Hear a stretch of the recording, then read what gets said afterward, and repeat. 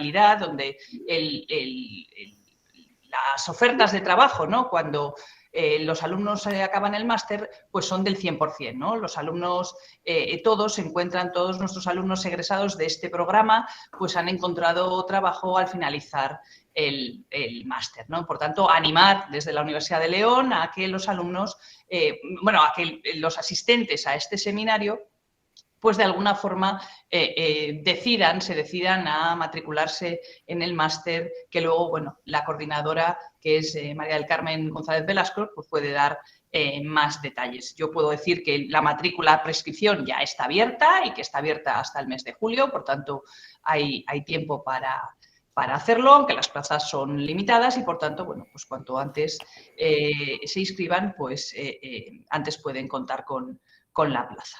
Este seminario, lo dirá, me imagino que también los directores, tanto Carmen como Marcos, consta de 4 sesiones los jueves, que empiezan hoy, que acaban el 2 de junio y que ninguno de los que estamos aquí dudamos de la actualidad de los temas que se van a tocar, ¿no? Desde de los temas relacionados con la previsión social complementaria que nos hará hoy la ponencia Jesús de Juana, que ya está también con nosotros, hasta, bueno, pues temas como el actuario como profesión, la sostenibilidad o los fondos Next Generation, ¿no? Entonces, bueno, pues nada, por mi parte nada más, reiterar el agradecimiento a Banca, que deseo que siga esta colaboración por mucho tiempo y nada, también a los alumnos agradecerles su asistencia a este seminario.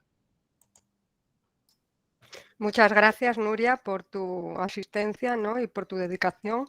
Y paso la palabra a Marcos Lamas, que inaugurará un poco, pues, las sesiones, ¿no? La primera sesión y resumirá un poco el seminario.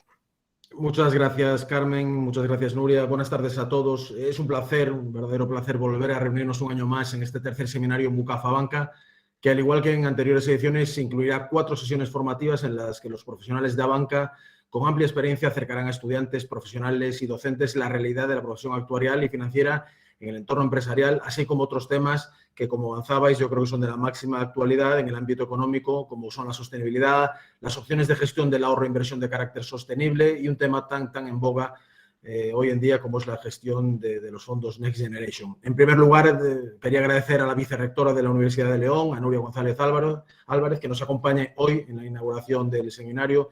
Es un auténtico placer. Y también mi agradecimiento, por supuesto, a Carmen González Velasco, coordinadora del MUCAF, por su ilusión, su energía y su entrega para que tanto el máster como este seminario salgan adelante y, cómo no, por su compromiso irrenunciable con el enriquecimiento de la formación del alumnado a través de ellos. Y algo muy destacable que hemos hablado muchas veces y comparto al 100% con ella, no solo desde los grandes centros universitarios y las grandes ciudades se puede hacer formación de primer nivel.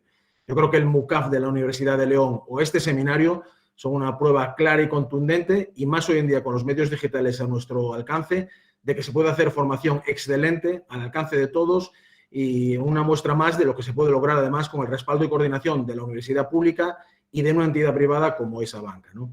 Y quería también dar las gracias a los ponentes, por supuesto, que durante las 4 jornadas generosamente nos van a acompañar, empezando hoy mismo con Jesús de Juana, especialista en diseño y desarrollo de productos de Abanca Seguros, ¿no? Os recuerdo que el próximo jueves, día 19, también en este horario, a las 5 de la tarde, tendrá lugar la segunda sesión a cargo de Raúl Mateos Pedraz y Karina Filipa Panoyas, actuarios de Abanca Vida y Pensiones, que abordarán el presente y futuro de la profesión de actuario. La tercera ponencia está prevista para el 26 de mayo, también a las 5 de la tarde. La impartirán María García Cabeza, coordinadora de sostenibilidad de Abanca, y Pablo Mojardín Galán, gerente de Asset Management del banco, que disertarán sobre sostenibilidad y finanzas sostenibles. Y el seminario finalizará el 2 de junio, también a las 5 de la tarde, con una ponencia de Mónica Gondar Álvarez, directora de negocios de Next Generation en Abanca, sobre la gran oportunidad que suponen los fondos Next Generation para nuestra economía. Por supuesto, me gustaría también agradeceros a todos los que os habéis inscrito en el seminario por vuestro interés en el mismo y en estos temas actuariales y financieros de los que todos los que estamos aquí, con toda seguridad, somos grandes apasionados. Y por último, y para acabar, me gustaría remarcar que la colaboración de Abanca con el Máster en Ciencias Actuariales y Financieras de la Universidad de León se enmarca en el compromiso del banco de nuestra entidad por ofrecer propuestas formativas de calidad que puedan complementar la formación que reciben tanto los escolares como los estudiantes universitarios a lo largo de su vida académica, de modo que puedan disponer de todos los recursos necesarios para desarrollarse personal y sobre todo profesionalmente. En concreto, el banco ha realizado una fuerte apuesta por la educación financiera y desde el año 2015 lleva a cabo un amplio programa de actividades que buscan mejorar los conocimientos y las habilidades financieras de la población desde edades tempranas. Y cada año se benefician en este programa más de 100.000 personas. Y sin más dilación, y esperando que las jornadas sean del máximo interés para todos vosotros, paso a presentaros al ponente de hoy, a Jesús de Juana. Jesús es licenciado en Derecho por la Universidad de Vigo y diplomado superior en Derecho Europeo e Internacional por la Universidad Católica de Lovaina, Bélgica, posgrado en Gerencia de Riesgos y Seguros por la Universidad de A Coruña. Fue exdirector técnico de operador de banca seguros en Evo Banco y actualmente es responsable de previsión social en el Departamento de Diseño y Desarrollo de Producto en Abanca Seguros y coordinación de la relación con planes y fondos de pensiones de empleo, acumulando más de 13 años de experiencia en el área de seguros y previsión social de Abanca. Así que, Jesús, todo tuyo. Muchísimas gracias.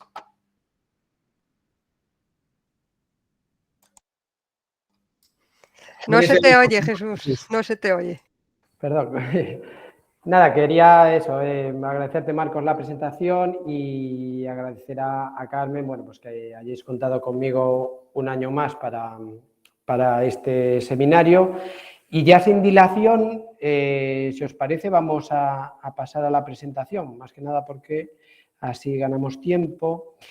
Y bueno, lo que vamos a hablar es algo que recurrentemente pues está en las noticias, bien porque bueno, pues, la reforma de las pensiones, ya no solo en España, sino en la práctica totalidad de los países que tienen un sistema público de pensiones, pues siempre lo que se busca es la mejor manera de llevar a nivel financiero todo lo que son las prestaciones, ¿no? Porque realmente donde está el problema es en que siempre existe una pequeña carencia en cuanto a los ingresos, ¿no? Entonces, bueno, hay diferentes sistemas en todo el mundo para funcionar o que están utilizando para poder generar, digamos, esas prestaciones futuras públicas y, bueno, pues cada país intenta adecuarse en base a su historia y en base a la capacidad financiera que hay dentro del propio país, pues para poder garantizar, en todo caso, ese sistema de pensiones. Bueno, ¿qué es la previsión social? En términos generales, bueno, pues no deja de ser más que pues, un conjunto de medios y acciones que lo que buscan es atender necesidades de los integrantes de una sociedad. Es decir, que se mejoren las condiciones sociales, las económicas, que se mejore la condición de vida. ¿Por qué?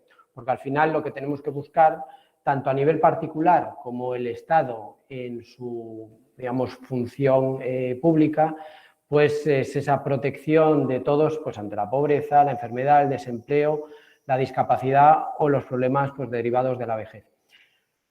En relación a esto, ¿qué tipos de previsión social hay? Pues la propia del Estado, que sería la pública, y por otra parte tendríamos lo que es la voluntaria e individual. La primera estaría garantizada por el propio Estado a través de, bueno, pues de diferentes instituciones. Aquí tendríamos la Seguridad Social principalmente y los organismos colaboradores, y luego la voluntaria es la que cada uno, en base a nuestra capacidad financiera, pues podamos ir ahorrando, generando o obteniendo productos, digamos, que nos presten esos servicios de protección y asistencia. ¿Cuáles son las diferencias fundamentales entre ambos? Bueno, pues en España la previsión social pública está basada en un sistema financiero de reparto. ¿Qué significa esto? Que dentro del mismo año las prestaciones se pagan a partir de las cotizaciones. Digamos, no sería una hucha que iríamos generando poco a poco, sino que sería una hucha, digamos, sin caja o sin tapadera, donde a medida que vamos metiendo, vamos sacando el dinero, ¿no? Entonces es un sistema, digamos, que necesita muchos recursos para que sea estable a nivel financiero a lo largo del tiempo. Es un sistema solidario, intergeneracional, interprofesional, es obligatorio, ¿eh? Cualquier trabajador tiene la obligación de realizar cotizaciones y la empresa en favor de este. ¿Y por qué decimos que es muy generoso? Porque sobre lo que cotizamos, sobre los importes que cotizamos, vamos a recibir una renta vitalicia, pues como podría ser la prestación de jubilación o de incapacidad, hasta que llegue el día del fallecimiento, con lo cual lo que percibimos en términos absolutos es un importe muchísimo mayor que el que hemos aportado, digamos, a nivel individual. En cuanto a la previsión social voluntaria, a diferencia del sistema público, que es un sistema de reparto, aquí tenemos un sistema de capitalización. Yo pongo el dinero y a ese dinero, en función del producto que contrate, pues va capitalizando de forma individual, de forma que cuando llegue el momento de cobrarlo, todo va a depender de lo que yo previamente haya, digamos, constituido o haya aportado. Es individual, porque es de cada uno, es voluntario y libre.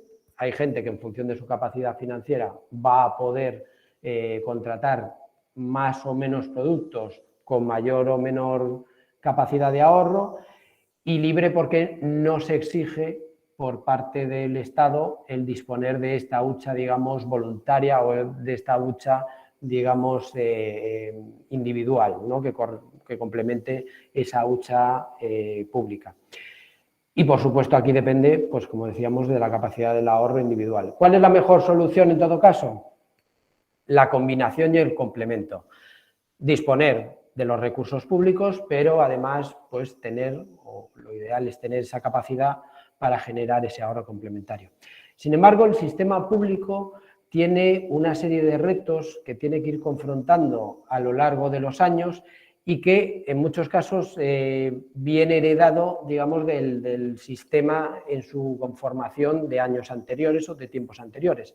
En España, ¿cuáles son los principales problemas que tenemos? Bueno, pues que la ratio de activos contra pasivos cada vez es menor, es decir, cada vez tenemos más población jubilada con más o con pensiones más altas en relación a la gente que está trabajando y a los sueldos, y de ahí de bien las cotizaciones que se aportan al sistema, que cada vez son, pues desgraciadamente, menores. Tenemos un problema de precariedad laboral y lo que se está produciendo es que, como esos contratos, digamos, en un porcentaje muy alto son contratos temporales, pues el porcentaje, digamos, de aportación al sistema, de cotización al sistema, pues es menor y es, sobre todo, irregular.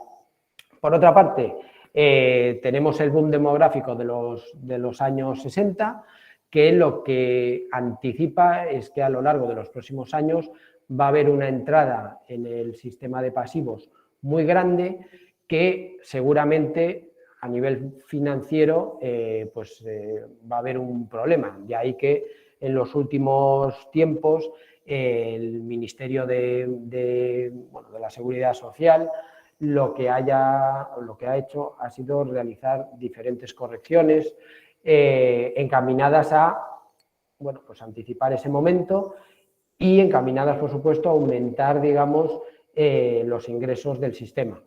Por eso las cotizaciones han aumentado muy por encima de lo que son las prestaciones y los autónomos incluso pues van a dejar de tener, digamos, la capacidad o la voluntariedad de decidir cuánto aportan dentro de los límites de bases. A partir de ahora van a cotizar en base a sus ingresos reales, con lo cual van a cotizar pues bastante más.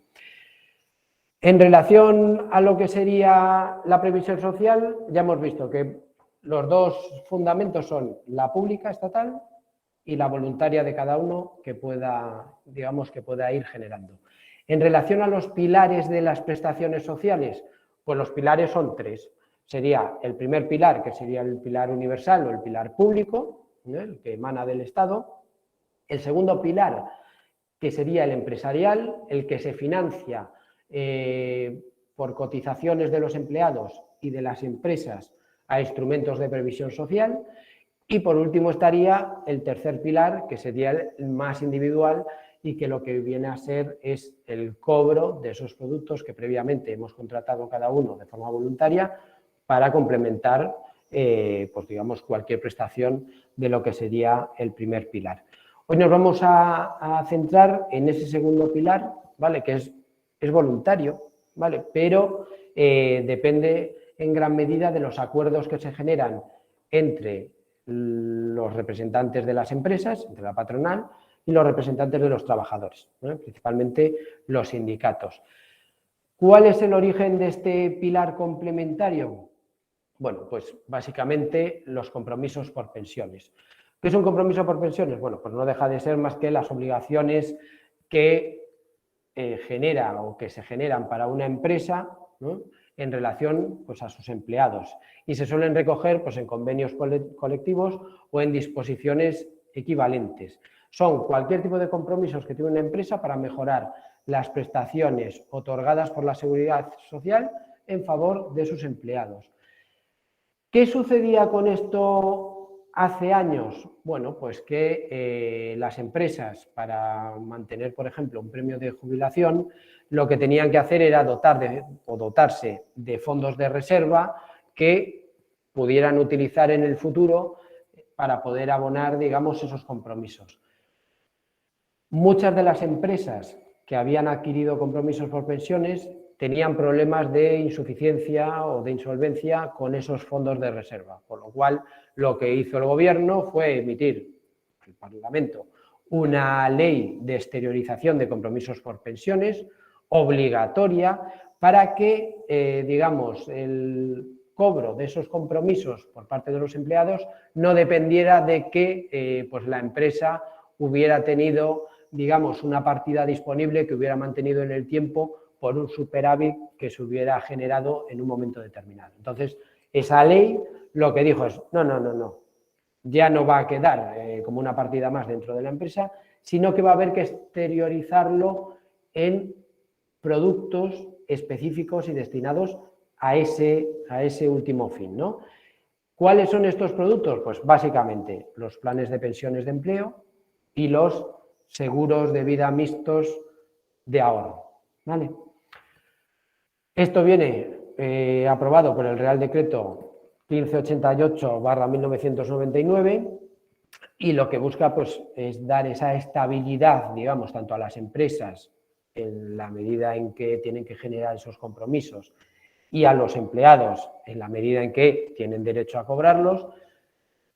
Lo que da es esa tranquilidad de que a través de una aseguradora o de una gestora de fondos de pensiones pueda canalizarse ese ahorro que pueda pagarse en el futuro. ¿Qué quedó fuera de esta ley de exteriorización de compromisos por pensiones?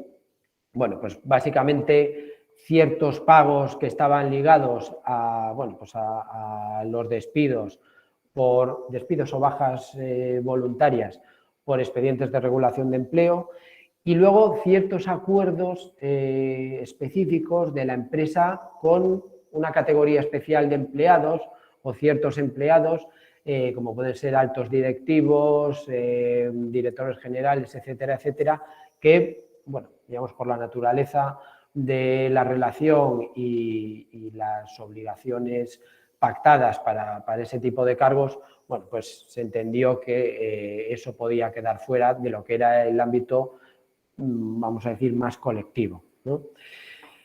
¿Cuándo se empezó a aplicar? Porque se dio un periodo transitorio para poder desarrollar esta exteriorización de compromisos por pensiones, y este periodo pues terminó en el año 2006, es decir, se dio un periodo intermedio de casi 7 años para que bueno, las empresas poco a poco pudieran ir canalizando esos compromisos a través de planes de pensiones o de contratos de seguro.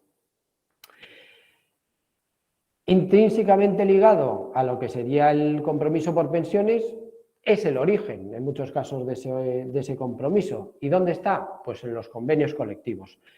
¿Qué es un convenio colectivo? Bueno, pues nada, un acuerdo en el cual se establecen pues todas las condiciones de trabajo, productividad, etcétera, etcétera. Es decir, todo lo que tiene que ver con el desarrollo del puesto de trabajo, y se pacta por la patronal igualmente y por los sindicatos, bueno, pues en mayor interés de todos los trabajadores.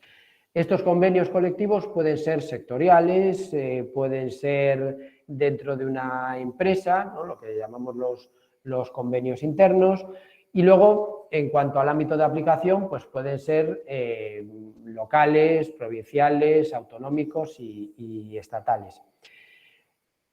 ¿Qué podemos destacar de los convenios colectivos? Que es el instrumento normalmente más adecuado en el cual plasmar cualquier tipo de compromiso por pensiones, ¿vale?, en relación a todo lo que es la negociación colectiva. ¿Y los acuerdos ciertos o con ciertos empleados cómo se regulan? Pues son contratos internos entre la empresa y el empleado, que es lo que comentábamos antes de estos altos colectivos, de estos, perdón, altos directivos, que al final lo que se puede, digamos, potenciar ahí, pues es que exista una mayor fidelización del empleado, que tenga una permanencia determinada para retener el talento o el cumplimiento de toda una serie de objetivos, ¿no? Digamos, aquí es un tema más flexible y que luego vamos a ver en un momento dado, cuando expliquemos las pólizas colectivas, lo vamos a ver como lo que entendemos por cesión de derechos, ¿vale? ¿Cómo podemos sustentar compromisos por pensiones? Bueno, pues por supuesto por los planes de pensiones del sistema de empleo, planes de previsión social empresarial, EPSVs de empleo, que es, digamos, la modalidad específica del País Vasco, los seguros de vida colectivos, de riesgo mixtos, accidentes, salud, dependencia, etcétera, etcétera.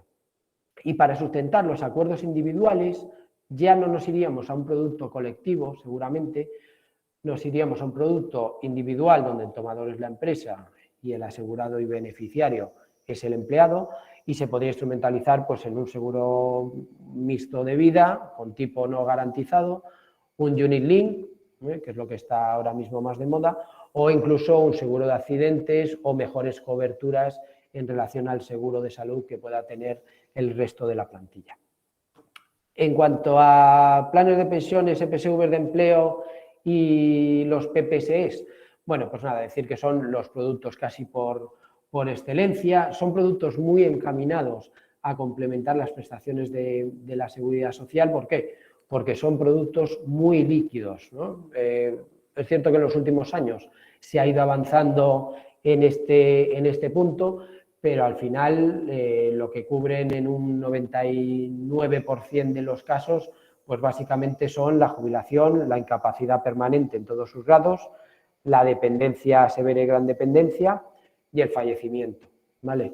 Si no, bueno, pues los supuestos excepcionales de liquidez es preciso que estén recogidos expresamente dentro del reglamento las especificaciones de cada uno de estos productos.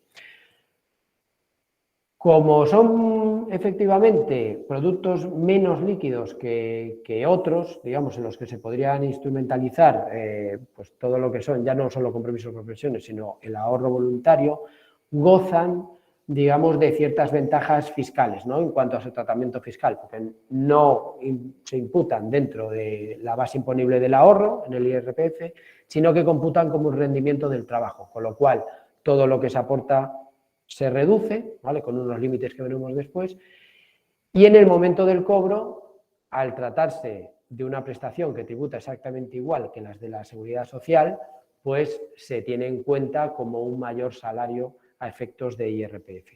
Y luego, por último, nada, las EPSVs, como os comentaba, que es un tema puro del gobierno vasco, de lo que sería el País Vasco, pues tiene aún más ventajas fiscales, ¿vale?, por el tema de la cesión de competencias en materia tributaria por el concierto vasco, y es interesante que como producto complementario en el País Vasco, sin duda, prácticamente la totalidad del ahorro se gestiona a través de este tipo de productos. En cuanto a lo que serían ya los planes de empleo, bueno, pues nada, ¿qué es un plan de empleo? Un producto de ahorro voluntario libre que lo crea una empresa, una institución pública en función o en favor de sus empleados y que lo que busca es un capital complementario a las prestaciones de la seguridad social. El plan de pensiones en sí mismo solo es una carcasa en la que entra y sale dinero, pero toda la inversión, digamos, que se genera va a través del fondo de pensiones.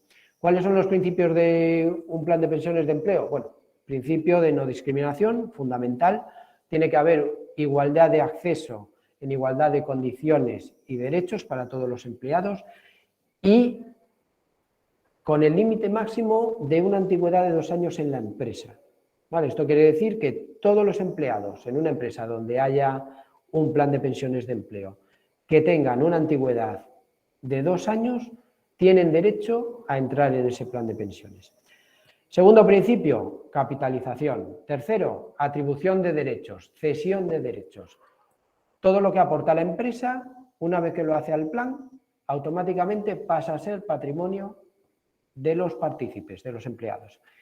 Irrevocabilidad de aportaciones del promotor.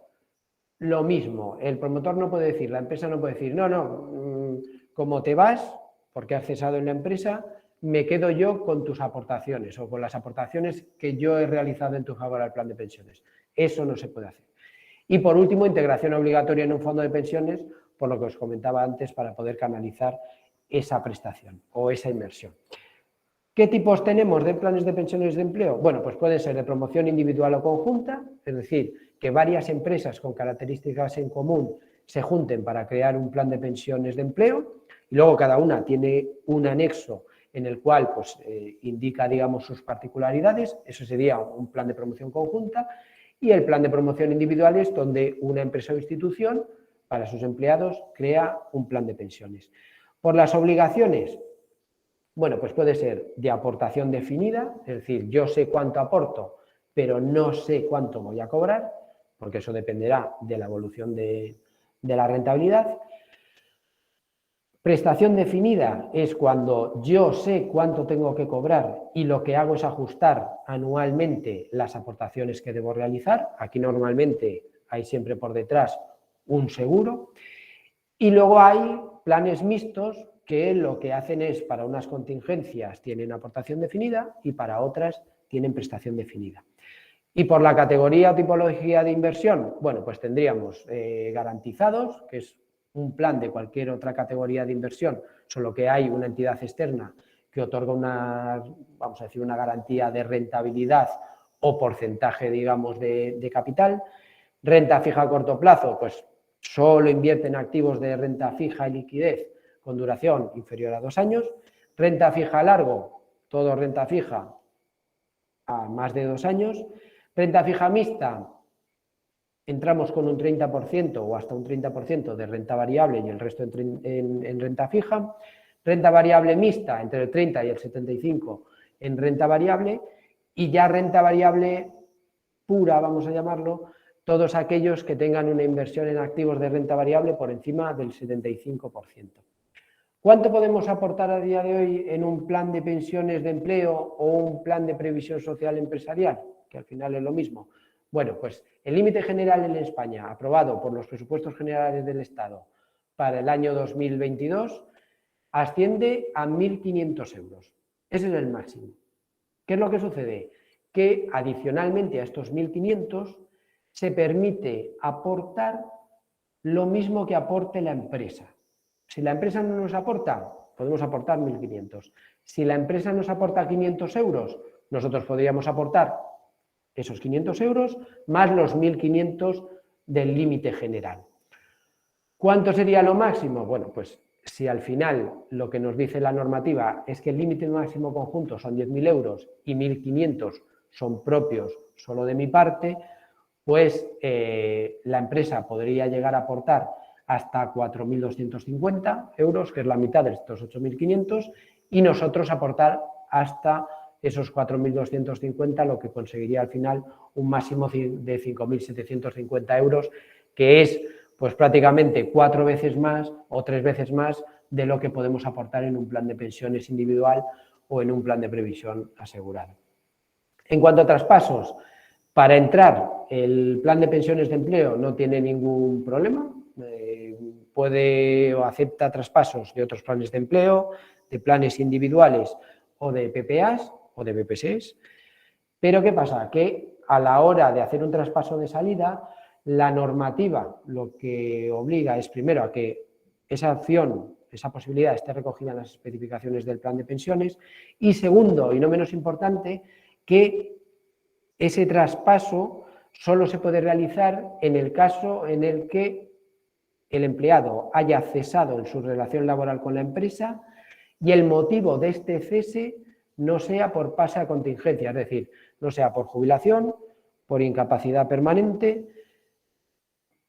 por dependencia o por fallecimiento, ¿vale? Si no, no se permite. Una opción que sí da la normativa es que los planes de pensiones de empleo se movilicen en masa.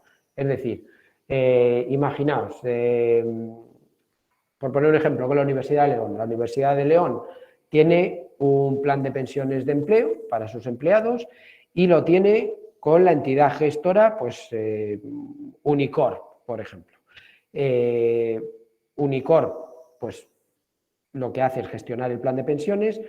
En un momento dado, si la Universidad de León, si su comisión de control no está de acuerdo con la gestión que está realizando la entidad gestora, pues lo pasa a otra entidad gestora. Llámese Mapfre, llámese Bankia Vida y Pensiones, bueno, Bankia ya no existe, pero Vida Caixa o incluso a Banca Vida y Pensiones, ¿vale? Entonces, la movilización en masa sí que está permitida sin más que un acuerdo de la comisión de control. ¿Qué protección tienen los partícipes y beneficiarios dentro del plan de pensiones de empleo? Bueno, pues tienen una comisión de control paritaria representada por miembros de la empresa y por miembros de los o representantes de todos los empleados. Y en esa comisión de control, pues deciden sobre todos los aspectos relevantes que tienen que ver con el plan de pensiones. Y además de esto estaría el defensor del partícipe, que gestiona reclamaciones o disputas normalmente contra la entidad gestora, más allá de que está la Dirección General de Seguros, que es el supervisor, estaría, por supuesto, el auditor, porque anualmente se hace una auditoría de cuentas de los fondos de pensiones, y estaría, en su caso, el actuario que realiza la revisión financiera actuarial, que para los planes de empleo pues, se realiza cada 3 años. En cuanto a las prestaciones, son los derechos económicos que perciben los beneficiarios como el resultado pues, de que ha sucedido una contingencia o la capacidad que tienen para cobrar cuando se encuentran en un supuesto excepcional de liquidez. Siempre son dinerarias, ¿vale? En ningún caso van a ser prestaciones asistenciales o servicios. ¿Y cómo las pueden cobrar? ¿Cómo pueden cobrar estos derechos económicos? Bueno, pues aquí la normativa da total flexibilidad. Esto viene muy bien, sobre todo, para calcular el impacto fiscal cuando vamos a cobrar el plan de pensiones. ¿Qué formas tenemos? Capital total, capital parcial, renta, que puede ser asegurada, financiera, vitalicia, temporal, etcétera. Un régimen mixto, pues un capital y una renta, o pagos sin ningún tipo de periodicidad, o lo que llamamos nosotros los pagos aperiódicos. Hoy 3.000, pasado mañana 2.000 y dentro de 5 años lo que quede, ¿vale? Es importante que haya esta flexibilidad porque si no el palo fiscal iba a ser importante, ¿vale? Sobre todo con aquellos planes que tienen un mayor porcentaje de derechos consolidados. ¿Por qué motivos podemos cobrar el plan? Bueno, pues tendríamos por un lado las contingencias, ¿vale? Que estas son obligatorias para todos los planes de pensiones y serían la jubilación en todas sus formas, total o parcial, a la edad ordinaria o anticipada. También se permite la anticipación del cobro de la prestación de jubilación para ciertas situaciones, pues expedientes de regulación de empleo o incluso para aquellos trabajadores mayores de 60 años que todavía no tengan derecho o no hayan adquirido el derecho a cobrar una prestación pública y que, aunque estén dados de alta en alguno de los regímenes, aunque sea con convenio especial de la Seguridad Social, bueno, pues es otra opción.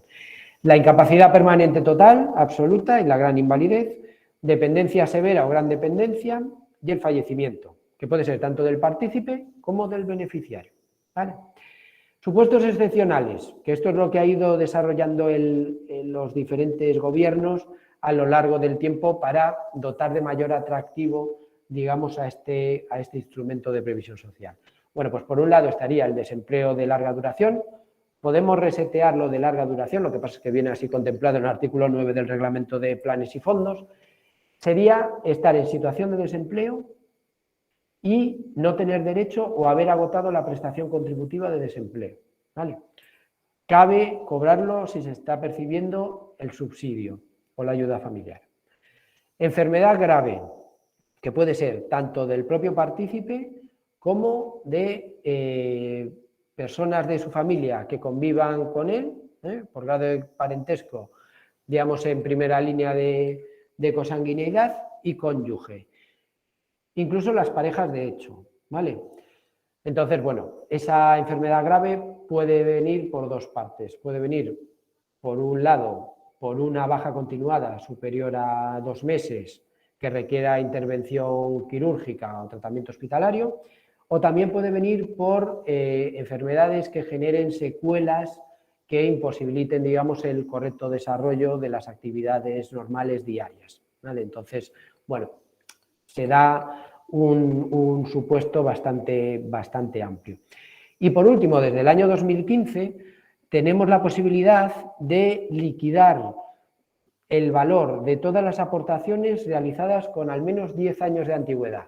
Como se aprobó en el año 2014 y entró en vigor el año 2015, el 1 de enero, a partir de 1 de enero de 2025, todos los planes de pensiones que tengan este supuesto contemplado en sus especificaciones podrán liquidar todo lo aportado anterior a 2015. Esto tiene dos cosas buenas. Bueno, más bien una buena y una mala. ¿Cuál es la buena? Que se dota el producto de muchísima liquidez, mucha más que en los puntos anteriores. ¿Cuál es la mala? Que un porcentaje importante de los planes de pensiones a nivel nacional van a perder una parte importante de su patrimonio, ¿vale? Y para los que no lo hagan va a ser más un tema fiscal que un tema de poder o de tener el derecho de disponer de ese dinero con anterioridad a lo que sería la jubilación, claro. Fondo de pensiones. Bueno, el funcionamiento es muy parecido al de un fondo de inversión, si conocéis la figura. Es un patrimonio sin personalidad jurídica que se crea para dar cumplimiento al plan de pensiones. Las participaciones del fondo son de titularidad exclusiva de los partícipes, ¿vale? No es ni de la empresa, ni es de la entidad gestora, ni de la entidad depositaria. Es exclusivamente de los partícipes.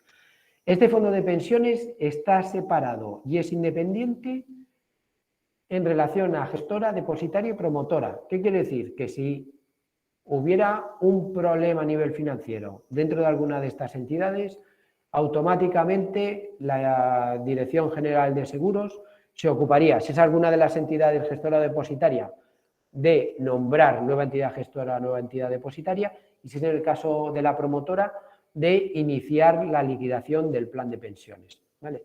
En estos casos, lo que cobrarían los partícipes sería el valor del día que tuviera el plan de pensiones. Se constituyen en escritura pública y requieren de una autorización administrativa previa en el registro de fondos de la Dirección General de Seguros, y lo que os comentaba, se administra por una entidad gestora y se custodia por una entidad depositaria, y por ello cobran una serie de comisiones, básicamente la comisión de gestión y de depósito. Destacar que los planes de empleo tienen una comisión de gestión infinitamente inferior a lo que es la comisión media de gestión de un plan de pensiones individual, ¿vale? Como es un tema colectivo, pues las comisiones son mucho más bajas. Inversión en interés de los partícipes y de los beneficiarios. Así es. Es decir, vaya bien la inversión del fondo o vaya mal la inversión del fondo, la entidad gestora y la entidad depositaria cobran en porcentaje exactamente lo mismo. Por lo tanto, como es un porcentaje sobre el patrimonio, normalmente sobre el patrimonio medio, lo que van a querer la entidad gestora y la depositaria, sobre todo la gestora, que es la que realiza las funciones de inversión, es que todos los años la rentabilidad sea positiva. ¿Pero qué es lo que sucede? Al final no dejan de ser inversiones a mercado y, pues como sabéis, pues en estos momentos estamos por una parte con la renta fija, con problemas por la subida que se espera de los tipos de interés del Banco Central Europeo, siguiendo un poco los pasos de lo que está sucediendo en Estados Unidos. Tenemos también que se acaban los estímulos, digamos, de compra de deuda de los países, sobre todo los periféricos, dentro de la Unión Europea por el Banco Central Europeo, y eso lo que está haciendo es que los tipos que ofrecen los bonos que ofrecen los estados se estén apreciando, digamos, en los últimos tiempos. Con lo cual, tu masa de bonos que tienes en la cartera se ve perjudicado por esa apreciación de los tipos, ¿no? Es lo que en la renta fija se llama la sensibilidad. ¿Qué estamos haciendo todas las gestoras ahora? Reducir duraciones. Es decir, que todo lo que tengamos en renta fija, bonos públicos y bonos privados, bonos corporativos, los tengamos a menor duración, de forma que esa sensibilidad pues sea menor. Pero bueno, y luego tenemos el tema de Ucrania, que está afectando de una manera muy importante. Tenemos la inflación disparada, que no se veía así desde hace, pues, el otro día, de más de 25 años. Bueno, se da toda una serie de circunstancias que lo que está sucediendo es, pues en los mercados, que la rentabilidad de los productos de ahorro y de inversión pues sea muy complicada. En cuanto a los principios propios de la inversión, bueno, pues tenemos seguridad, ¿no? Siempre lo que se busca es el mantenimiento y la protección del capital, rentabilidad, maximizar beneficios dentro del límite de riesgo asumido, diversificación, digamos que ajustar los riesgos en base a no concentrar demasiada inversión en los mismos tipos de activo o en los mismos emisores, y congruencia de plazos, es decir, invertimos de una manera que siempre vamos a mantener un nivel de liquidez suficiente para atender, digamos, al pago de prestaciones de la gente pues, que se va jubilando dentro del plan de pensiones. Bueno, aquí no voy a entrar, es un esquema general que podéis ver, podéis observar para entender un poquito cómo funciona, pues, digamos, todo lo que son los planes y los fondos de pensiones. Y, si os parece, pasamos ya a lo que son los PPSEs, que no me voy a parar mucho, que vamos un poco mal de tiempo. Es un seguro de vida mixto, ¿vale? Es decir, que tiene parte de ahorro, pero también tiene coberturas de riesgo, pero que a los efectos, pese a que se calcula como un seguro en provisiones matemáticas, etcétera, etcétera, todo lo que es el tema fiscal y el régimen de aportaciones funciona en los mismos límites y por la misma normativa que los planes de pensiones de empleo, ¿vale? La diferencia, pues que normalmente tienen un tipo de interés técnico mínimo garantizado, lo que significa que, bueno, no va a haber grandes pérdidas, digamos, como puede haber de un 5% prácticamente en 2 meses en relación a un plan de pensiones de empleo. Eso no significa que el capital en sí tenga que crecer porque haya un tipo de interés técnico, porque al final, contad que de ese técnico, que es un bruto, hay que descontar los gastos de administración propios de la póliza y hay que descontar pues lo que sería la prima para las coberturas de riesgo, ¿no? Y en función de la edad, pues se ajusta, digamos, en relación a ese tipo técnico. Pero bueno, sin duda, de todos los productos o de los productos de previsión social complementaria, el PPSE es uno de los más conservadores, casi si no el más, ¿vale? En cuanto a las EPSVs, bueno, pues básicamente el funcionamiento es muy similar también al de los planes y los fondos de empleo. Tienen ciertos rasgos propios, digamos, en relación pues, a la supervisión, a cómo funcionan sus órganos de dirección, pero en cuanto a lo que sería el funcionamiento en sí de las inversiones y demás, sería prácticamente igual que el de un plan de pensiones de empleo. ¿Dónde cambia? Bueno, pues fundamentalmente en que tienen más liquidez que los planes de pensiones, porque al final, más allá de lo que es, aquí tenéis el cuadro, la jubilación, la incapacidad permanente, el fallecimiento, desempleo, enfermedad grave y dependencia, pues el tema del cobro de derechos por aportaciones anteriores o con una antigüedad anterior a 10 años o superior a 10 años ya venía de antes, y además tienen otro tipo de prestaciones que son complementarias y que son muy interesantes para, bueno, pues dotar un poco de mayor atractivo al producto, como puede ser, pues pueden incluir la incapacidad temporal, ayudas al empleo, gastos médicos, estudios, asistencia sanitaria, es decir, tienen más posibilidad vamos a decir, de liquidez y de utilizarse para algo que no sea pura y llanamente las contingencias y los supuestos excepcionales que la ley de planes permite. En cuanto a las aportaciones, son mucho más generosas porque al final el empleado puede aportar hasta 5.000 euros, la empresa puede aportar hasta 8.000.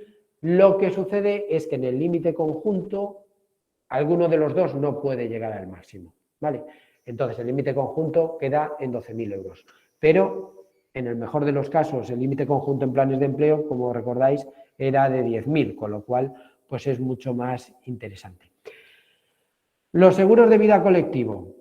Bueno, pues los seguros de vida colectivo, para esa primera exteriorización de compromisos por pensiones, fueron los productos, digamos, estrella, ¿no? ¿Por qué fueron los productos estrella? Bueno, pues porque son muy flexibles y permiten muchas cosas, como por ejemplo, pues incorporar coberturas de supervivencia y fallecimiento, incapacidad, desempleo, dependencia. Son flexibles sobre los importes a capitalizar y las formas de cobro. No hay un máximo de aportación, digamos, como podría ser en los planes de pensiones de empleo. Pueden tener un tipo o un capital técnico garantizados. Incluso pueden canalizarse a través del producto Unit Link, que como sabéis es de riesgo tomador. Permiten participación en beneficios. Es decir, tienen más opciones, son más flexibles que lo que serían los planes de pensiones de empleo. Aquí tenéis 3 ejemplos muy sencillos de qué podría cubrir o cómo funcionaría una póliza colectiva de compromiso por pensiones, una colectiva que no sustente directamente compromisos por pensiones derivados de un convenio colectivo y lo que sería una póliza individual por acuerdo privado, pues como podría ser para un alto directivo de una empresa. Bueno, como podéis ver, la diferencia fundamental entre la colectiva y la individual es que solo hay un asegurado, ¿vale? En el colectivo pues va a ser el conjunto de empleados. Las coberturas principales, si hay compromiso por pensiones, pues será fallecimiento, incapacidad en sus grados, capital adicional normalmente por accidente y en caso de supervivencia, bueno, pues se puede establecer que sea la jubilación o que sea una edad determinada.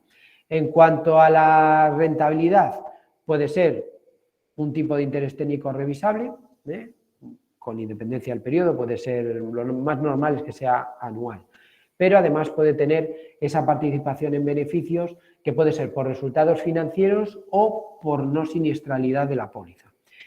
En cuanto a las primas, puede ser quien las aporta inicialmente son la empresa, pero a veces también se permite a los empleados.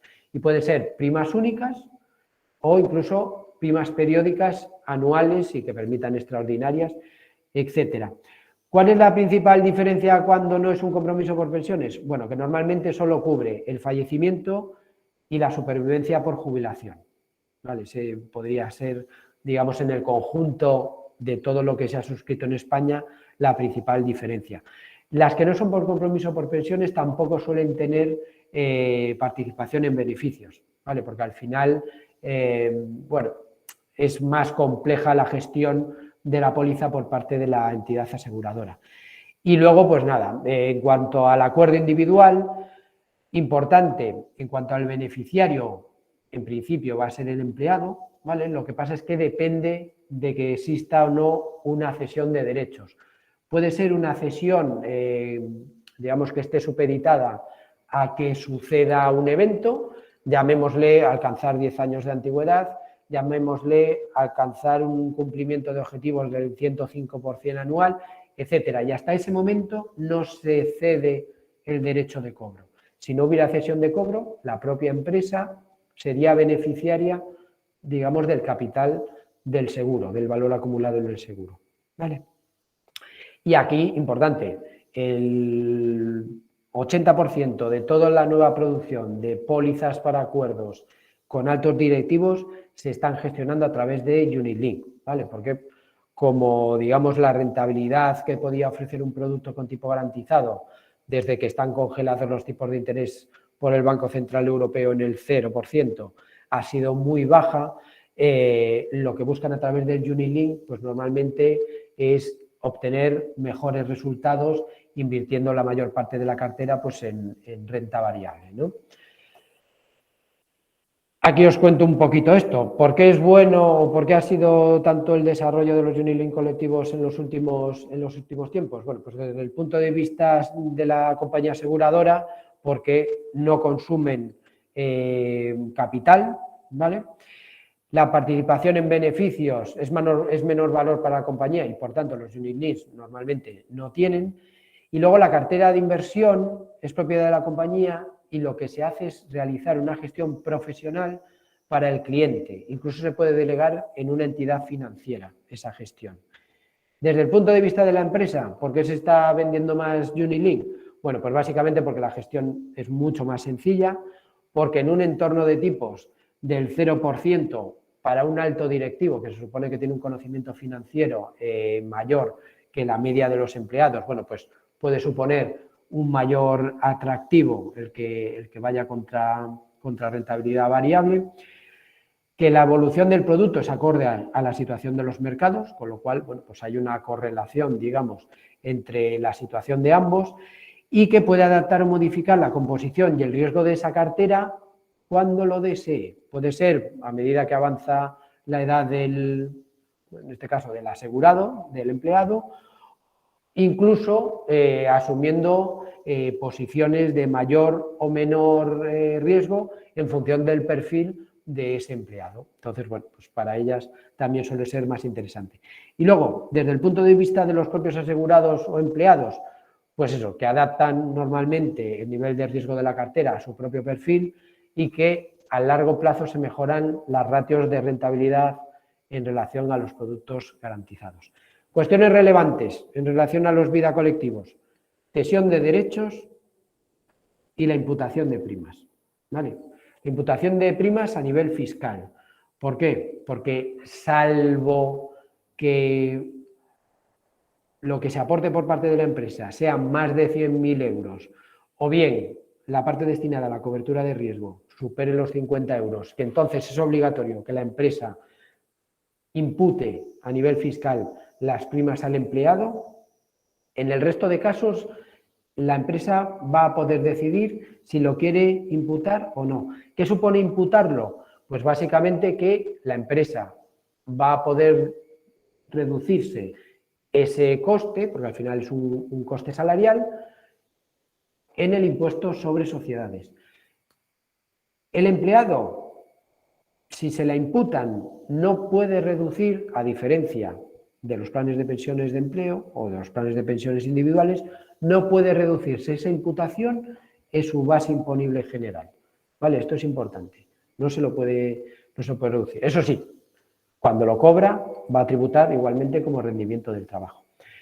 Y luego, el tema de la cesión de derechos es importante porque en los planes de pensiones de empleo, como hemos dicho antes, hay la atribución de derechos, es decir, desde el momento en el que se aporta, el empleado es dueño de ese dinero, ¿vale? En los casos de los unit links que van vinculados a la consecución de objetivos o a que se cumpla X, vamos a decir, situación, no existe cesión de derechos hasta que no se cumple esa situación efectivamente. ¿Por qué? Porque si no cumple, digamos, la condición pactada dentro del acuerdo interno, es la empresa la que se va a quedar con el dinero, ¿vale? Por incumplimiento, entre comillas, del derecho que da ese acuerdo para percibir el dinero. Entonces, bueno, esto que lo tengáis en cuenta. Y nada, 4 pinceladas de lo que está por venir: la ley de impulso de planes de pensiones de empleo y de fondos públicos de empleo, que está ahora mismo en tramitación parlamentaria y que esperamos que, bueno, según Bruselas debería estar para el 30 de junio, según un calendario más nacional, seguramente esté para el tercer trimestre del año. Y lo que viene a hacer es que se crea una nueva herramienta, un nuevo instrumento dentro del sistema previsional del segundo pilar, que son los fondos públicos de empleo. ¿Qué es lo que tenemos por ahora en el proyecto de ley? Bueno, pues que tienen que nacer de la negociación colectiva, que van a ser de gestión privada, es decir, que las mismas entidades gestoras que ahora gestionamos los fondos de empleo fondos de pensiones y las entidades depositarias vamos a hacer lo mismo, pero vamos a funcionar a través de una plataforma única donde las empresas y las instituciones públicas van a decidir en función de categoría de inversión y comisiones que se ofrezcan, por ahí van a decidir con quién quieren contratar ese fondo o ese plan de pensiones simplificando que se adhiera al fondo de pensiones X. ¿Vale? Comisiones reducidas. Se hablaba del entorno del 0,50 en el anteproyecto en la segunda versión. En la primera se hablaba del entorno del 0,30. Para las entidades gestoras de fondos de pensiones, un 0,30 suele salir a pérdidas. ¿Vale? Es un negocio no rentable. De ahí que el gobierno, el ministerio, hubiera decidido primero subir al 0,50 y después eliminar, digamos, de los textos cualquier tipo de porcentaje máximo a aplicar. ¿Vale? Entonces, ahí será un tira y afloja básicamente, entre el gobierno y las entidades aseguradoras y entidades gestoras, hasta que decidan cuáles son los topes de comisión que se van a poder aplicar. Más que nada porque se va a dar un agravio comparativo con los planes de pensiones de empleo que ya existen, que tienen unas comisiones más altas en relación a lo que pueda ser esa comisión que se determine, y claro, al final lo que estamos promoviendo es, dentro de las mismas gestoras, una especie de competencia desleal, ¿no?, sobre un producto que va a funcionar a los efectos al 80% exactamente igual. Toda la parte de inversiones va a ser exactamente igual.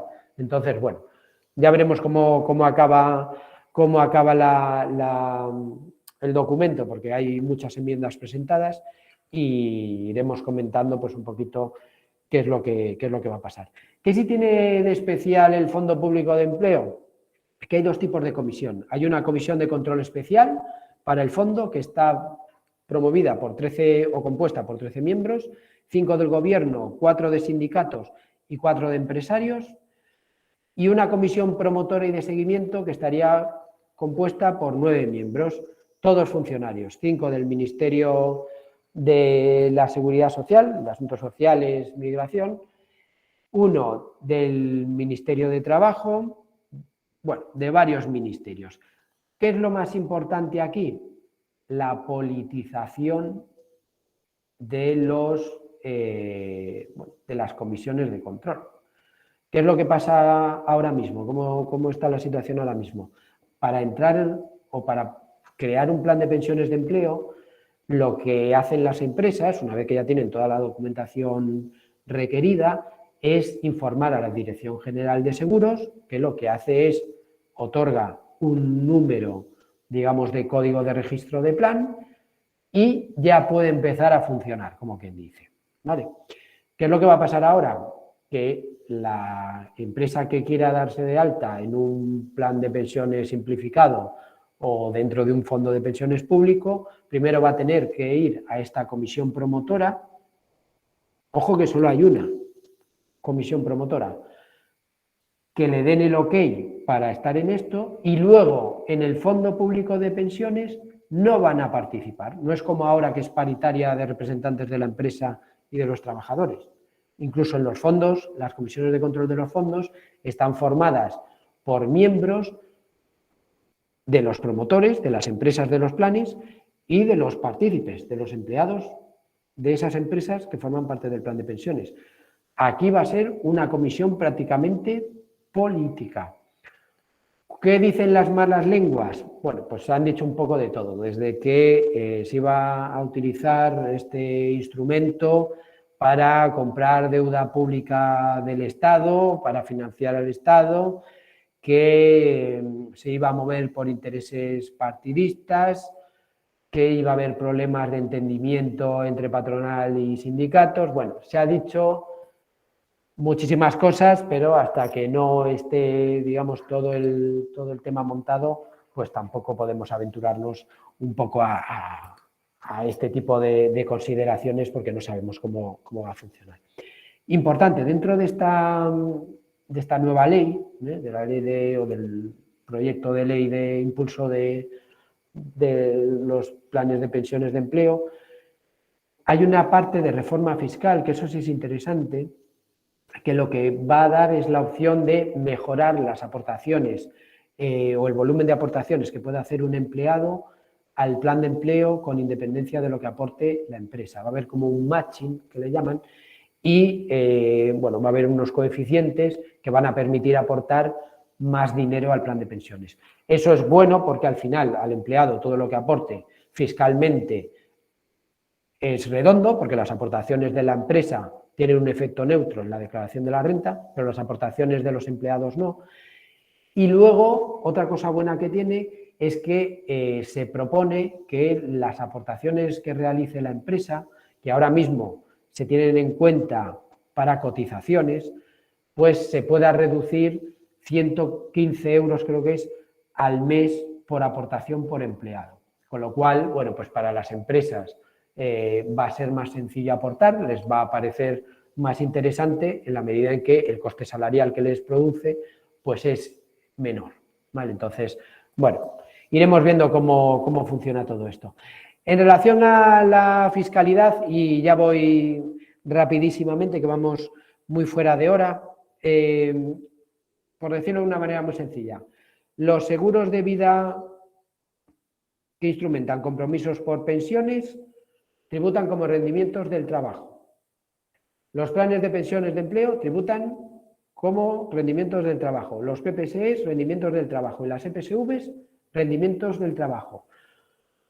Las prestaciones tributan al 100% salvo regímenes transitorios que hay en relación a los seguros para aquellos que existieran antes de febrero del año 2006, para planes de pensiones, aportaciones realizadas anteriores a 2007, igual para los planes de previsión social empresarial, ¿vale? Los PPSEs, y luego las EPSVs que tienen sus propias normas fiscales, ¿vale? Que, como os digo, son mucho mejores que a nivel estatal. En cuanto a las aportaciones que realice el empleado al seguro de exteriorización no reducen la base imponible general. Las aportaciones que realice la empresa no reducen la base imponible general. Las aportaciones a planes de pensiones de empleo, PPSEs y EPSVs, las del empleado se reducen cada una en sus límites, 1.500 euros, que decíamos antes, más lo que, como me aporta la empresa, yo puedo aportar lo mismo, todo eso me lo puedo reducir con el límite, digamos, del 30% de la suma de todos mis ingresos de rendimientos del capital mobiliario, perdón, de rendimientos del trabajo y actividades económicas. Las aportaciones que haga la empresa a planes de pensiones de empleo, a planes de previsión social empresarial, tienen un efecto neutro porque se me imputan como mayor salario, en especie no sujeto a retención, y luego se reducen en la base imponible general. Entonces es lo comido por lo servido, ¿vale? El efecto es cero. En cuanto a las EPSVs, como tienen su propio sistema, os he puesto estas tablas, ¿vale? Muy sencillitas, para que las tengáis y las podáis manejar. Y luego, una cosa que me gustaría contaros en 2 minutos, que de verdad que no quiero pasarme mucho más del tiempo, en relación a un tema que me parece muy interesante, que es el proceso de lanzamiento de un producto de previsión social en una entidad financiera, como podría ser Abanca Corporación Bancaria.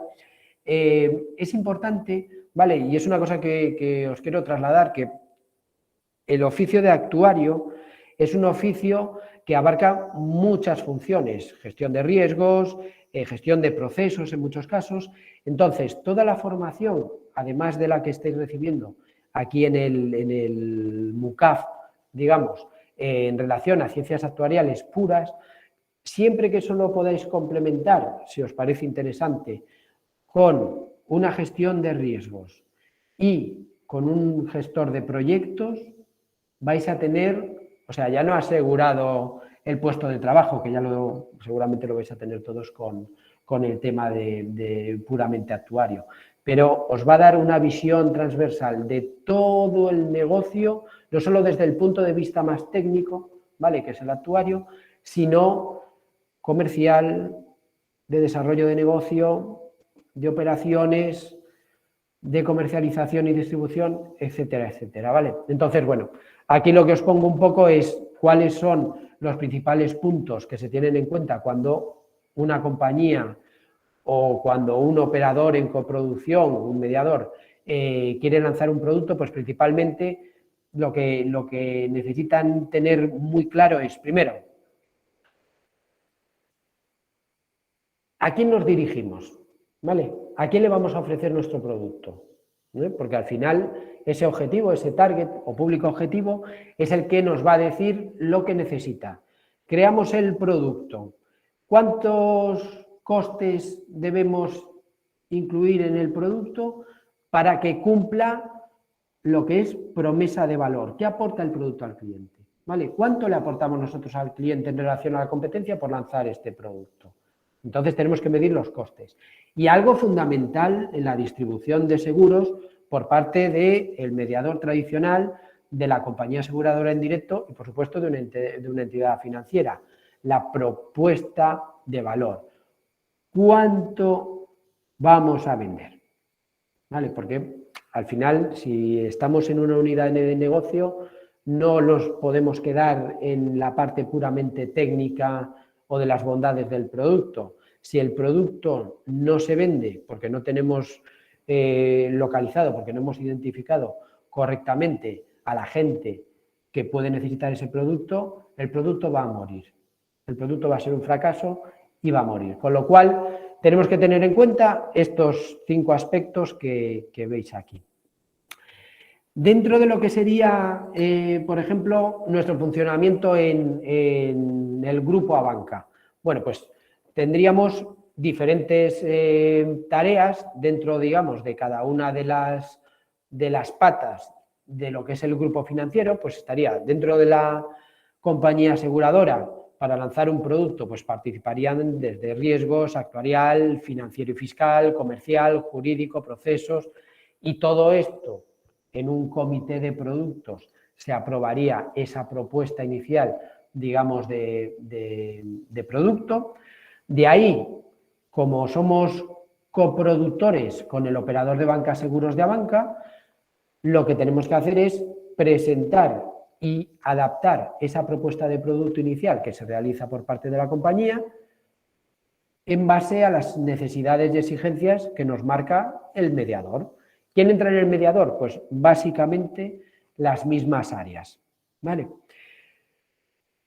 Una vez que el mediador y la compañía están de acuerdo en el producto a lanzar y han validado pues que efectivamente cumple todos los parámetros necesarios para que pueda ser vendido, que aporte valor al cliente, que se dé la formación adecuada para la correcta comercialización, que los costes del producto son suficientes, si hay que dotar o no hay que dotar capital por solvencia, que es un producto que admite mejoras. Es decir, una vez que todo eso, digamos, está cerrado, después de pelearnos entre varios departamentos, se presenta al banco y se presenta primeramente a las áreas de riesgos, de negocio y de cumplimiento normativo, ¿vale? Para que, bueno, pues con ello se puedan cerrar ciertos aspectos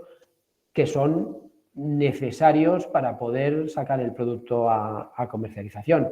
Riesgos. Bueno, ¿cuáles son los riesgos del comercializador, en este caso de la entidad financiera, por vender el producto de esas características? Riesgos principalmente de tipo operacional. ¿Cómo nos leemos los sistemas para que toda la información sea visible o esté correctamente alojada tanto en los servidores de la compañía como del banco? ¿Vale? Negocio, porque nos va a decir, oye, el público objetivo que habéis identificado es el correcto y tenemos tanto público objetivo. Y además complementa el catálogo de soluciones financieras de ahorro o aseguradoras para, bueno, porque aporta tanto. Y además lo podemos sacar en banca móvil y banca electrónica porque al cliente le va a facilitar cualquier tipo de resolución de dudas, de tal, no sé qué. Cumplimiento normativo. Vale, tenemos que pasar por MiFID. Tenemos que cumplir, en todos los casos, la normativa de IDD, de distribución de seguros, y de qué manera ambas normativas deben complementarse. Y luego, por último, si hay OK de todo el mundo, se habla con privacidad, por si se hace una campaña comercial, digamos, en el sentido de, oye, de qué manera podemos dirigirnos, cómo nos dirigimos a estos clientes, a qué clientes, oye, lista Robinson, no hay cesión de datos en esto, bueno, pues todo eso se cierra con privacidad y se presenta, y es el último paso, al comité de nuevos productos, que es del banco y que dice sí o no en base a, bueno, pues toda una información que facilitamos desde la compañía y desde el operador, y lo que hacen es decidir si ese producto se comercializa o no. Si no se comercializa, se decide no comercializar, pues el producto automáticamente queda parado. Y habría que revisar, digamos, todos y cada uno de los procesos anteriores para ver de qué manera, pues, se puede mejorar para que cumpla los estándares, digamos, de calidad de sus productos por parte de Abanca Corporación Bancaria. ¿De acuerdo? ¿Que se decide aprobar? Bueno, pues el producto pasa a comercialización. Y hay un área que es transversal a todas, que es sistemas.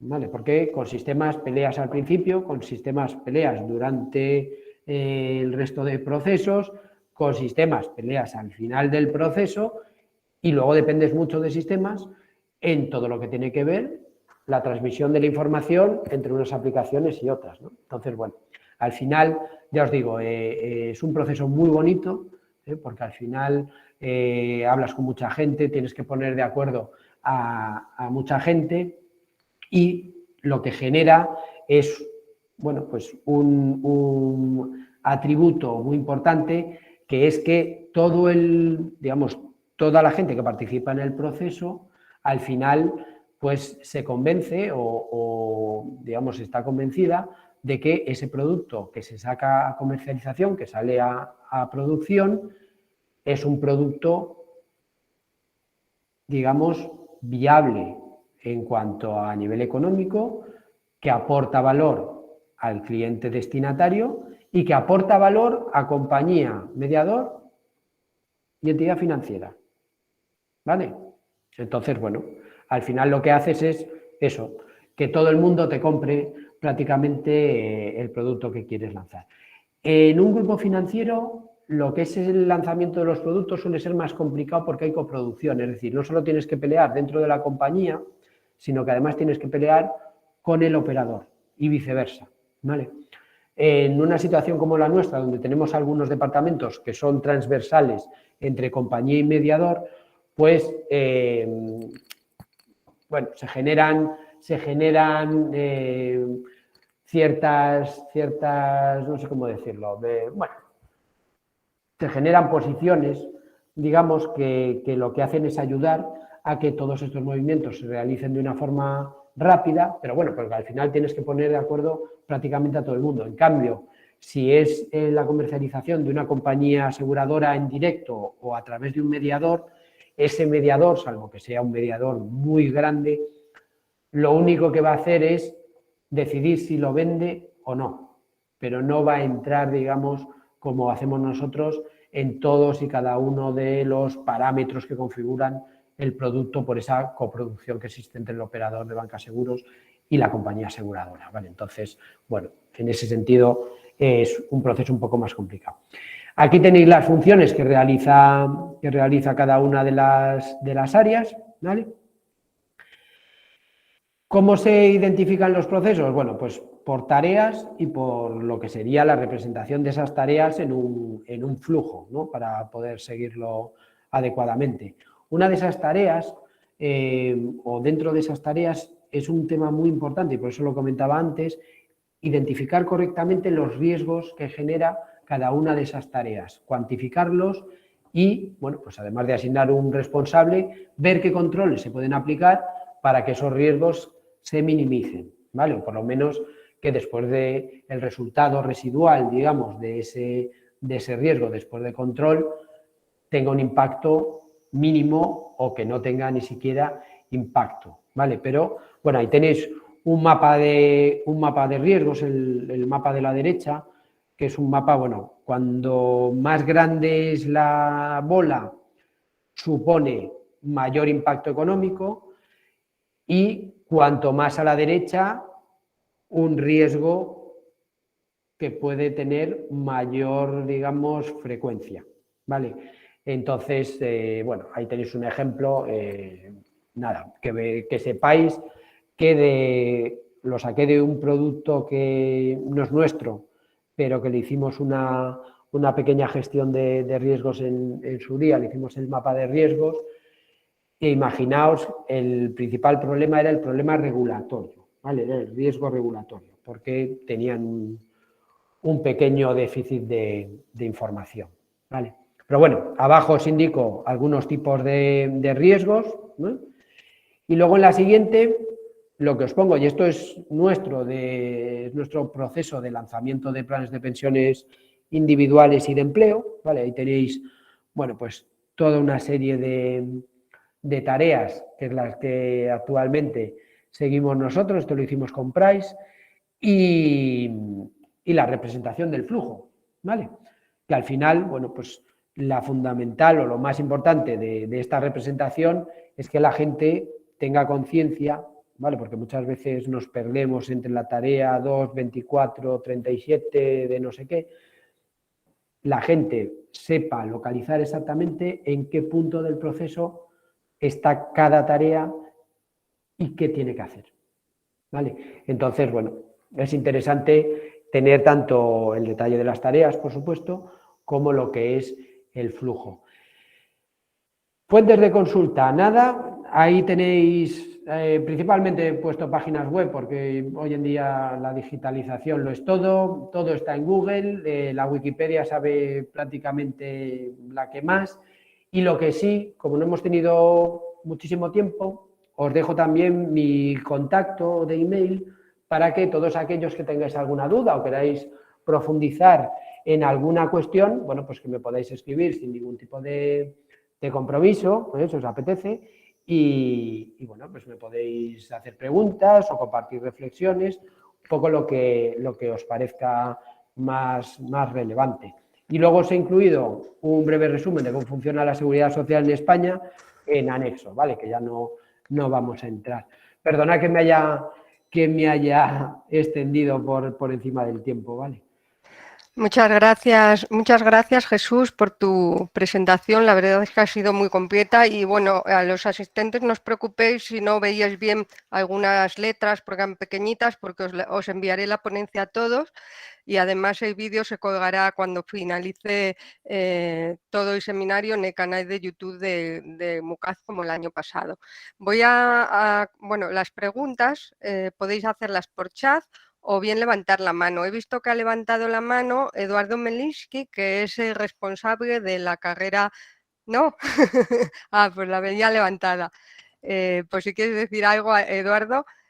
Bueno, Eduardo es el responsable de la carrera de actuariales en la Universidad de Buenos Aires y es un especialista en estos temas. Yo la verdad es que me ha gustado mucho el tema porque, bueno, además estoy dirigiendo trabajo fin de máster a una alumna que ahora ha tenido que pausarlo porque, bueno, pues va a tener un bebé y quería proponer un plan de pensiones de empleo para su empresa. ¿no? Como en España estamos con todo este proceso de incentivar los planes de pensiones de empleo, pues ella quería proponer un plan de pensiones para su empresa, pero como ha dicho Jesús, no es una tarea tan sencilla como un simple trabajo fin de máster, ¿no? Lleva varias tareas. Bueno, yo creo que ella lo que quería hacer un poco era la parte primera, ¿no? La fase primera, lo que es el diseño del producto. Y bueno, también me gustó por la parte que presentas de lo de mapa de riesgos, porque es verdad que eso apenas da tiempo a verlo en las titulaciones, y yo hice un curso recientemente en el Instituto de Actuarios, donde bueno, nos mandaron a hacer presentar un trabajo al final del curso y yo presenté un sistema integral de riesgos para la Universidad de León, porque las entidades públicas la verdad es que no tienen sistema integral de riesgos, porque no es obligatorio para ellas, solo es obligatorio para las entidades privadas.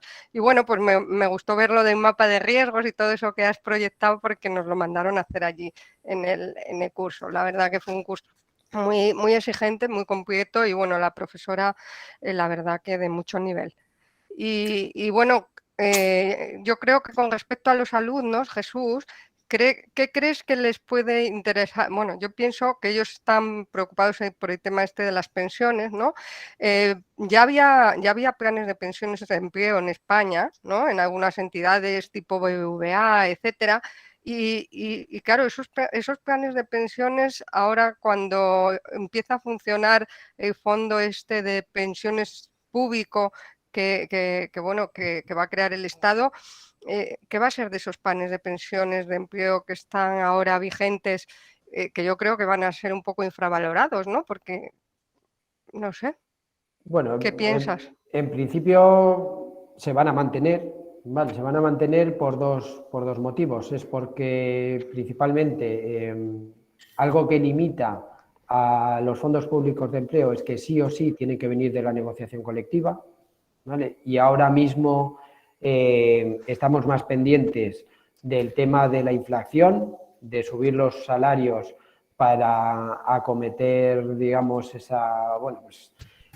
para reducir, digamos, esa pérdida de poder adquisitivo que se está dando.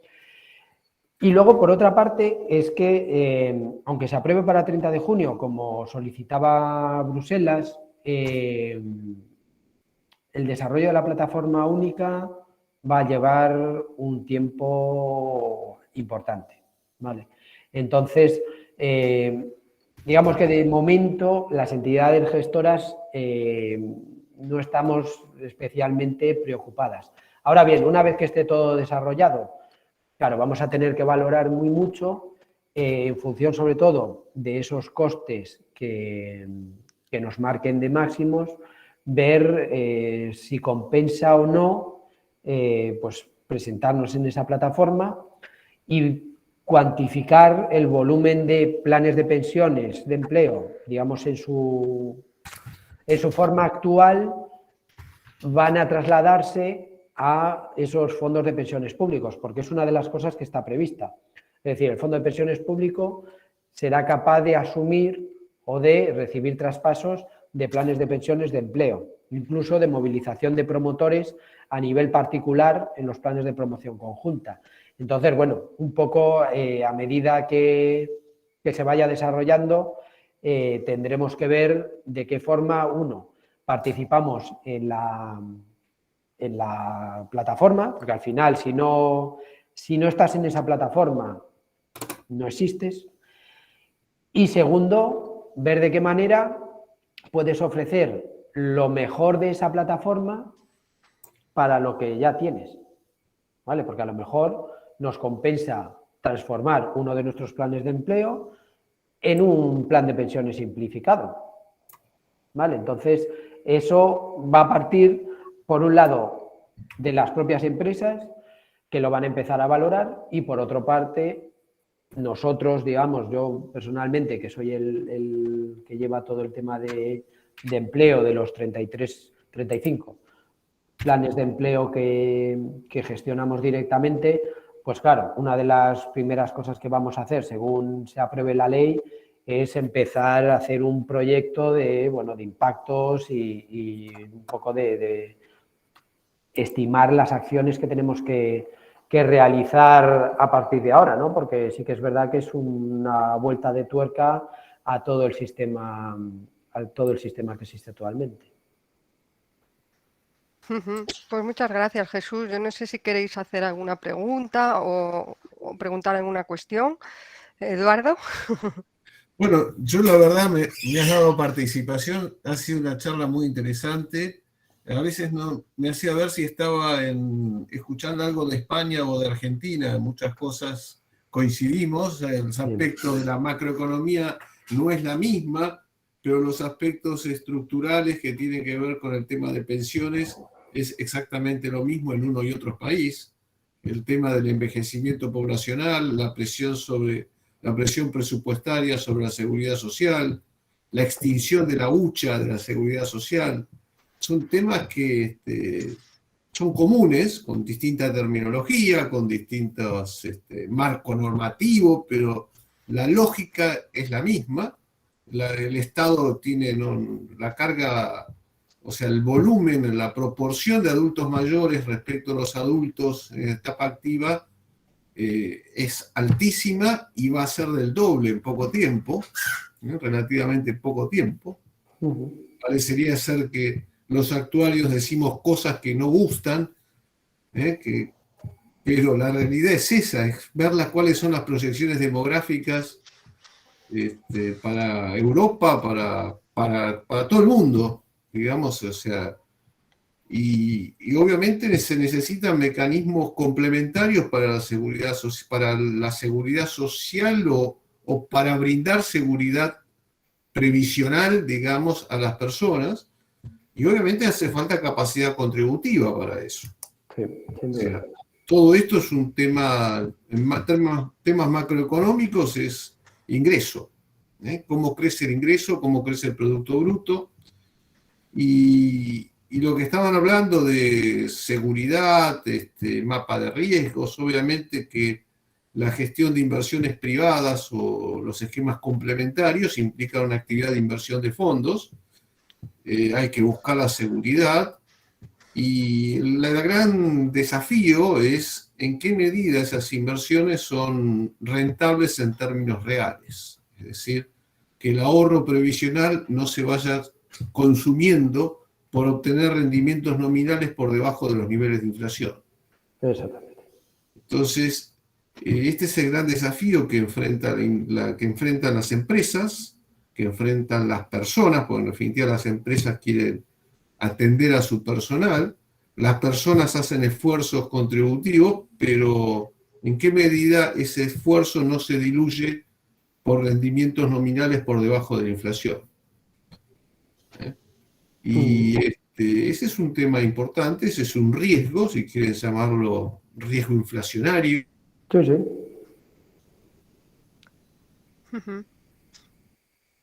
Creo que cómo debemos trabajar los distintos profesionales en el ámbito de la economía, en el ámbito actuarial, en el ámbito legal, porque todo esto es un trabajo conjunto. Sí, sí. Y además, el tema clásico es la diferencia entre lo emotivo y lo racional. Es decir, todos queremos un excelente beneficio, un beneficio digno, que significa digno, previsional. El tema es cuánto cuesta, quién lo paga, de dónde surgen los recursos para el quién lo paga. Y bueno, esa es la búsqueda de los equilibrios, que no todo es matemática pura, no todo es derecho puro. Me han prometido muchas cosas, pero los recursos no están. Entonces, por más que reclamen, ¿de dónde salen los recursos? Vosotros, Eduardo, en Argentina tenéis un fondo de pensiones de empleo público. ¿Tenéis? Bueno, existe un sistema equivalente a la Seguridad Social de España. Está el sistema, ¿cómo se llama ahora? Van cambiando de nombre, distintas legislaciones, tenemos una aceleración en eso, pero tenemos el famoso Sistema Integrado Previsional Argentino, por ahora con ese nombre. Pero antes era Sistema Integrado de Jubilaciones y Pensiones, qué sé yo. distintas cosas. Pero existe un sistema nacional, donde el Estado, a través de la Administración Nacional de la Seguridad Social, para el sector público y para el sector privado, da los beneficios o instituye el carácter obligatorio de la seguridad social. Y tiene, desde un punto de vista actuarial, bastantes problemas. O sea, está sujeto a un esquema de reparto y que veremos de dónde surgen los recursos presupuestarios para pagar determinado nivel de beneficios, que veremos en qué medida serán, de qué nivel de beneficios. Sabemos que vamos a tener el doble de beneficiarios dentro de unos años, no mucho, pero ¿de dónde sale la masa para mantener esos recursos con al menos el mismo nivel real de beneficios previsional de hoy? Tenemos un tema de precio, cantidad, volumen bastante interesante. Sí, igual que aquí. Igual Que aquí. Aquí tenemos los baby boomers, que son de los 60, que van a entrar ahora a la jubilación, y tenemos trabajos, bueno, vamos a decir, más intranquilos o más precarios de los que había hace 10 años. La esperanza de vida está en los 84 años. Vamos a pagar la misma pensión durante muchísimos más años, con lo cual el problema está efectivamente en los ingresos. Aquí están los ingresos. Ese es. Pero el problema que tenemos también, y supongo que en Argentina también, y yo creo que en cualquier sistema de reparto, es una de dos: o disparas los ingresos y entonces la gente se enfada, o lo que haces es ajustar el nivel de prestaciones que vas a percibir. Es decir, rebajas las pensiones, le aplicas algún coeficiente reductor, y la gente también se va a enfadar. Es una lucha entre la razón y la emoción. Exactamente. O sea, el presupuesto, la culpa la tiene el tesorero, que no tiene suficientes recursos. Exactamente. O sea, es y un además, tema de producción, de producto bruto, de desarrollo económico. Y además el problema que tenemos, y lo cuento como anécdota, esta mañana me llamó un empleado del Parlamento de Galicia, de aquí que tenemos el plan de pensiones de empleo, porque este año están perdiendo un 4%, y claro, que eso era inconcebible. Están perdiendo un 4% y la inflación está a un 7%, lo estamos haciendo muy mal, muy mal. Pero no me llamaron el año pasado cuando ganaron un 5% y una inflación, bueno, pues la final fue de un 5 y pico, la intermedia de un 3 y pico. El año pasado no me llamaron, pero este año sí. También falta, y yo creo que es importante, desarrollar más proyectos de cultura financiera entre la población. Porque al final, no para entender cómo va todo, digamos, todo el mundo de la globalización, de la economía, sino para tener unos conocimientos básicos de que, pues, oye, que no todo es tan sencillo como parece, ¿no? Pero bueno, es complicado también.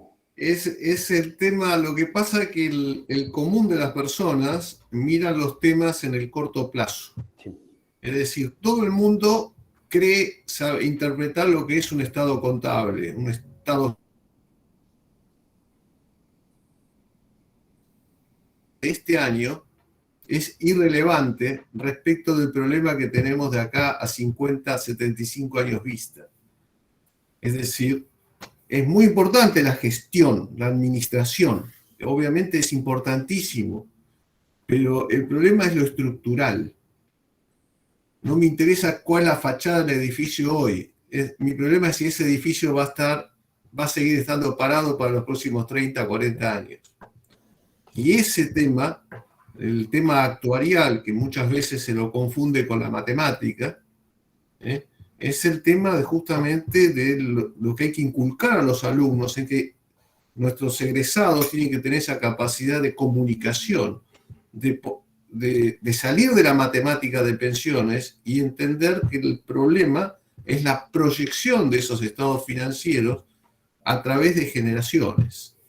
Porque quizás hay que poner enfoque no en el que hoy está jubilado, sino en el que hoy está cotizando. Claro. Que no, generalmente hay que respetar mucho a los jubilados y no está en discusión. El tema es que nos olvidamos de los que están cotizando. Sí, sí. Y ese es el tema, es la visión de largo plazo y bueno, a partir de ahí los conceptos de racionalidad, que obviamente hay que combinarlo con lo social, ¿no? No hay que ser tan estricto en cada uno de sus ciencias, sino saber compartir, saber buscar las compensaciones. Pero bueno, la verdad estoy muy agradecido que me hayan invitado a participar en esta MUCAF. Así que, no, MUCAF, ¿cómo era? El seminario MUCAF Avanza, ¿no? Pues muchas gracias, Eduardo. Como eres un poco el director de la carrera de actuariales ahí en Buenos Aires, pues bueno, me pareció necesario también invitarte. Marcos, ¿alguna pregunta, alguna cosa? Bueno, yo creo que Eduardo estaba abriendo un melón interesantísimo, ¿no? Es evidente que nuestro sistema está montado con criterio de solidaridad intergeneracional, pero yo creo que el gran reto futuro va a ser que esa solidaridad no se convierta en un abuso. Y como dice Eduardo, siempre pensamos en el que recibe la prestación y no en el que la soporta, ¿no? Bueno, vamos a ver si las próximas generaciones más precarizadas, como decía Jesús, van a estar de acuerdo en seguir sosteniendo un sistema que claramente los va a perjudicar. Ya los está perjudicando. Y ese es el gran debate que un país como España tiene a futuro, sobre todo viendo la pirámide poblacional tal y como está invertida hoy, ¿no? Bueno, yo creo que ahí va a estar el quid de la cuestión para los próximos años, ¿no? Bueno, los jóvenes de hoy, los cotizantes de los próximos años, los trabajadores que están viendo mermado además con la inflación, su poder adquisitivo, van a seguir soportando el sistema tal y como está montado para sostener a lo mejor dentro de unos años a 12, 13 millones de pensionistas con unas pensiones muy generosas, las más generosas de toda la OCDE. Bueno, yo creo que ese es el reto, ¿no? Y ver cómo encajamos las necesidades y las reivindicaciones de colectivos que tienen intereses contrapuestos, el que recibe y el que pone para el que recibe, ¿no? Sí, es que yo creo que, por ejemplo, las medidas que se están tomando, que tienen relación con lo que dice Eduardo, son muy medidas cortoplacistas, ¿no? Es decir, como no llega el dinero, hacemos una transferencia, ¿no? De los presupuestos para cubrir las pensiones. Bueno, yo creo que eso no es planificar, yo creo que eso no es solucionar el problema, ¿no? De la sostenibilidad de las pensiones. Hacer una transferencia de presupuestos del Estado a pagar determinados conceptos, pues, y tiene un poco relación con lo que decía Eduardo, ¿no? De que hay que buscar soluciones a largo plazo y pensar en los que nos van a seguir, ¿no? En las generaciones futuras, como muy bien dice Marcos, es decir, que tiene que haber solidaridad intergeneracional. Los profesores debemos de tener la obligación de inculcar esto a nuestros alumnos, ¿no? Porque no podemos pensar solo en el hoy, tenemos que pensar también en qué va a pasar mañana, ¿no? Y con el país, con el problema de las pensiones, que yo creo que con el desempleo juvenil son los dos grandes problemas de este país, ¿no? El desempleo juvenil, que en España es el doble que en la Unión Europea, y luego el tema de la sostenibilidad de las pensiones, que yo creo que se están tomando medidas cortoplacistas, como están pues diciendo los expertos, ¿no? En estos temas continuamente en foros y en cursos y en todo. Y bueno, pues son dos problemas que en la medida que podamos contribuir, nosotros creemos que con los másteres de actuariales estamos aportando nuestro granito de arena en el sentido de que estamos contribuyendo a reducir el desempleo juvenil, porque todos los alumnos que lo finalizan se están colocando, ¿no? Se están encontrando empleo. Bueno, pues lo mismo se debería de hacer con las pensiones, ¿no? Intentar buscar soluciones a largo plazo. Así es. Así es. Bueno, intentar pues, decidir o tomar la solución menos mala para todos. Sí. No sé si queréis hacer alguna pregunta más. Disculpar porque hoy el primer día nos hemos alargado un poco, ¿no? Pero también ha sido por la inauguración. El próximo día procuraremos ajustarnos a la hora o duración aproximada de 1 hora, ¿no? La siguiente sesión será la dedicada a la profesión del actuario y muy bueno, Marcos os comunicará una muy buena noticia ese día. Muchas gracias. Pues si no hay preguntas, Bueno, aquí dicen, bueno, en el chat tenéis todos acceso al chat, ¿no? De los que están escribiendo los asistentes. Y nada, estas grabaciones se colgarán al finalizar el seminario en el canal del máster. Y bueno, si no hay más preguntas, podemos ya cancelarlo por hoy. Muy bien, pues muchísimas gracias a todos. Pues Gracias. nos vemos el próximo jueves. Muchas gracias a todos por la asistencia. Muchas gracias. Gracias. Venga, Buenas tardes. hasta Hasta luego, gracias. Gracias.